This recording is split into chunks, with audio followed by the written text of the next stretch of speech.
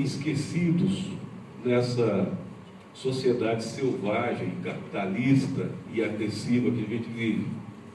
Então eu acho que nós aqui, todos os servidores, acho inclusive muito bonita essa palavra servidor, porque eu acho que é o que nós tentamos fazer. Nós tentamos servir realmente a comunidade. Hoje a nossa instituição ela tem capilaridade na sociedade. Ela é uma instituição que está entrando no coração da nossa região. E é muito bom, queria dizer primeiramente para vocês, é muito recompensador um professor que tem quase 30 anos de magistério, poder ter a honra de estar aqui há 4 anos e aprendendo muito. Eu acho que qualquer trabalho que se faz, seja em qualquer área, a gente não faz para a gente faz para a alteridade, a gente faz para o outro.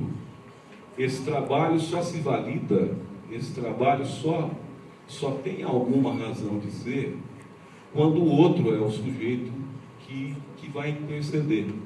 Inclusive trazendo para a gente as contradições, inclusive trazendo para a gente a sua visão. Eu acho muito interessante uma alusão que se faz de que um livro, ele não é feito só pelo autor. Na verdade, não é. Um livro, o autor, ele é um instrumento de um trabalho, mas esse trabalho se complementa em cada leitor, uma vez que os leitores, eles têm as suas interpretações.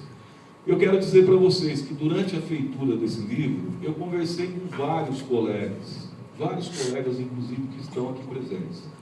Colegas que aparentemente, por ser da área de tecnologia, por ser da área da indústria, por ser da área da informática, teoricamente não se interessariam, né, Maurício? Teoricamente, estamos falando aqui com o Maurício, o professor Maurício, que é o melhor biólogo do Instituto Federal, eu passo vergonha com ele. Ele é engenheiro, só que ele sabe, aparece uma cobra aqui no Instituto, quem chama é o Maurício, porque é ele que determina a espécie. Eu passo vergonha. Os alunos, professor, que cobra é essa? Eu não sei, o Maurício dá gênero e espécie da cobra. E eu normalmente me escondo, né? Tá? O Maurício é o melhor biólogo que nós temos aqui. Mas vários e vários colegas da área de tecnologia que tiveram com esse trabalho uma solidariedade fantástica, que tiveram com esse trabalho uma generosidade muito grande. Então, eu acho que nós fazemos parte realmente de um grupo muito especial.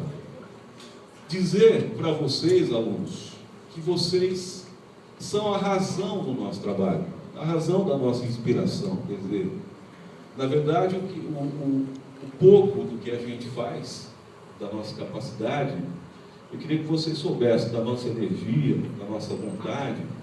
Vocês são o instrumento que faz a gente caminhar, que faz a gente progredir, que faz a gente ir para frente. Então eu não sei até que ponto também a gente serve ou é servido por vocês. Eu acho que o que rola, o que acontece, o que ocorre é uma troca muito grande. Então eu não podia deixar de agradecer a essa comunidade fantástica que nós temos aqui, a Academia de Letras de São João da Boa Vista, que de forma tão generosa esteve presente aqui. Nós temos aqui vários confrades presentes, participando desse processo. Eu agradeço a cada um de vocês, tá? A presença, o apoio aí que vocês estão colocando. Eu queria rapidamente, eu não vou me estender muito, mas eu queria rapidamente delinear o que eu pensei um pouco para fazer esse livro. Eu acho que qualquer trabalho, ele acaba sendo movido pela razão, mas pela paixão também.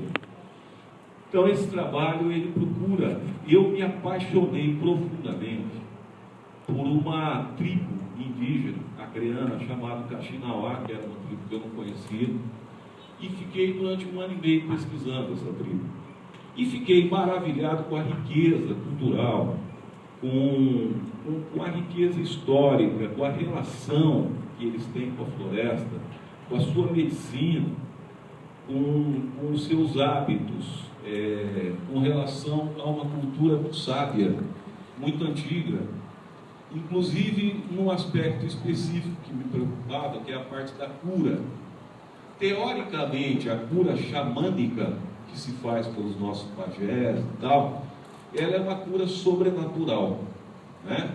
Só que nós sabemos que vários laboratórios farmacológicos vêm aqui para o Brasil aprender com os nossos pajés, porque eles têm um conhecimento empírico, um conhecimento milenar, um conhecimento de plantas que podem trazer a cura de várias patologias, e vêm aqui ao Brasil e aprendem com os nossos pajés sobre as plantas de forma gratuita, muitas vezes levando esse conhecimento para fora do país. Eu acho que foi feliz um comentário que falaram que nós vivemos num país, e nós temos vários Brasis, né? Nós temos muito Brasis. Nós vivemos e tentamos falar de um Brasil que a gente não conhece. Aliás, é muito interessante. As coisas de fundo, as coisas de raiz, as coisas realmente importantes do país são desconhecidas, não são divulgadas. A gente vive num sistema de cultura de massa homogêneo. A gente assiste hoje uma sociedade massificada, dentro, inclusive, de um padrão cultural que não é o nosso padrão cultural, que é importado, é imposto, né? E, infelizmente, é o que nós temos para refletir, é o que nós temos para pensar. E eu acho que é muito importante, fundamental, a gente descobrir o Brasil. Descobrir, inclusive, a riqueza fantástica dos verdadeiros brasileiros, dos nossos ancestrais indígenas. Quer dizer, nós temos uma riqueza fantástica. E esse livro procurou abordar um pouco isso. Procurou abordar os rituais, a relação que esses indivíduos têm dentro da sua cosmologia, dentro da sua cultura, com a floresta. Na realidade, se realizam curas fantásticas, sim, mas dentro de um contexto espiritual. Então, você tem toda uma relação muito interessante, muito bonita, que nos mostra e nos ensina como ter uma sociedade, de fato, sustentável. Já que a relação que eles têm com a floresta é uma relação de irmão para irmão. Eles veem cada ser vivo, cada árvore, cada animal, ou mesmo cada elemento mineral, como um espírito que está ali para nos auxiliar. Então, é um ponto de vista, óbvio, totalmente diferente do nosso, totalmente à parte da nossa cultura, mas eu acho que merece investigação, merece discussão e análise. Então, esse livro partiu daí. Veja, ele também aborda a questão das utopias políticas que nós tivemos, principalmente na década de 60. Então, dentro desse livro, há um personagem chamado Pablo, que pertenceu à guerrilha boliviana, vocês viram no filme, e aonde ele entende, no final do livro, que o caminho da violência não é o melhor caminho. Ele entende que talvez haja um caminho mais eficaz, mais interessante do que da violência, que é o caminho das palavras. Ele se torna um escritor, né? Ele combatia com uma metralhadora, e ele percebe que, de repente, a linguagem, os signos da linguagem podem ser muito mais eficazes do que o armamento e do que o empate bélico que poderia se estabelecer para se confirmar uma ideologia. Temos também um médico. Eu sempre, não é que eu seja um médico frustrado, né? Todo mundo olha para a gente e fala, você é biólogo? Aí os caras falam, você é um médico frustrado. Não é o meu caso, francamente não é o meu caso. Mas eu tenho uma curiosidade com a medicina e gosto muito. E esse personagem, Demétrio, que foi citado pelos colegas, ele é um médico tradicional. Ele é um médico que está se formando, veio do Vale do Jequitinhonha, de Minas Gerais, e está estudando no Rio de Janeiro. E um cara extremamente aplicado. Só que por um acidente do destino, ele é torturado pela ditadura militar. Ele é apontado como um militante de um partido de esquerda e ele é barbaramente torturado, certo? Pelos porões da ditadura militar. Então, obviamente, isso muda a trajetória do personagem. Ele começa a descobrir mais uma série de coisas. Veja, me interessava muito, é um assunto que também falei que passa pela paixão, falar sobre um movimento que talvez as novas gerações não conheçam muito bem, mas é que foi o movimento dos seringueiros da Amazônia. Os seringueiros da Amazônia, capitaneados pelo Chico Mendes, né, eles conseguiram uma revolução, uma verdadeira revolução na questão do sistema de produção. Eles provaram que o extrativismo vegetal, que pode ser feito na floresta tropical, a maior floresta tropical do mundo que nós temos aqui, a Amazônia, ele poderia ser, inclusive, do ponto de vista financeiro, mais viável do que o desenvolvimento convencional. Porque o que estava em jogo naquela época? Estava em jogo um modelo de desenvolvimento que propunha desmatar a Amazônia, realizar queimadas, tirar as populações tradicionais da Amazônia e colocar no seu lugar a agropecuária, principalmente a pecuária. Nós sabemos, só rapidamente, que o solo da Amazônia é um solo predominantemente arenoso. Então, se isso fosse feito, nós teríamos um grande deserto no Brasil. E, obviamente, que, do ponto de vista econômico, isso não teria nenhum resultado. Veja, vários e vários representantes das oligarquias nacionais, eles emigraram para o Acre e embarcaram nesse modelo de desenvolvimento. Isso gerou o quê? Gerou uma tensão social.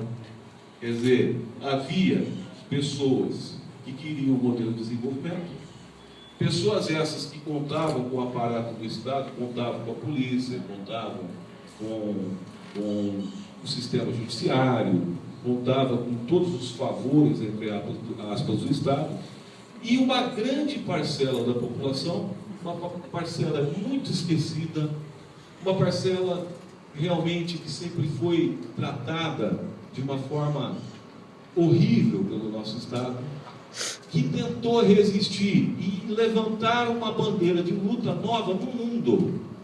Eu não sei se vocês conhecem os empates que foram feitos pelos seringueiros na Amazônia. Vinham as motosserras cortar as árvores e mulheres e filhos de seringueiros abraçavam as árvores, colocando em risco a própria vida. Então foi um confronto da paz contra a motosserra.